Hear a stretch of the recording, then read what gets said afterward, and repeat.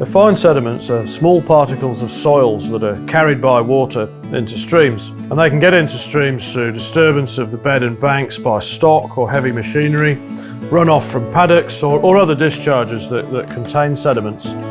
When fine sediments get into streams, they can impact fish and invertebrates when they're suspended, but more importantly, they have a serious impact on the stream ecosystem when they settle out on the bed.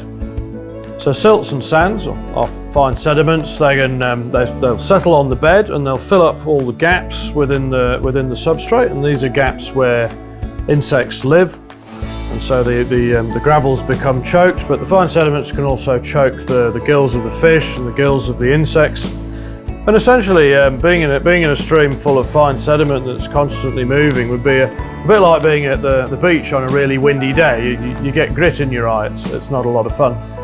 The fine sediments suspended in the water can also affect the behaviour of fish. Quite a few of our whitebait species will be sort of essentially put off from migrating into a river by high levels of fine sediment.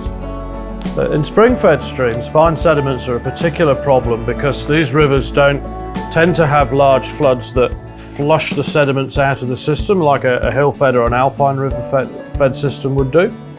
So the sediment that settles out on the bed can become a legacy contaminant that affects the stream ecosystem health for many years. So while of course natural landscapes such as the bush and the alpine tops do contribute sediment into streams naturally, an additional load from land use or urbanisation or activities in the catchment can increase that sediment load, which is starting to alter the balance of life within the stream ecosystem.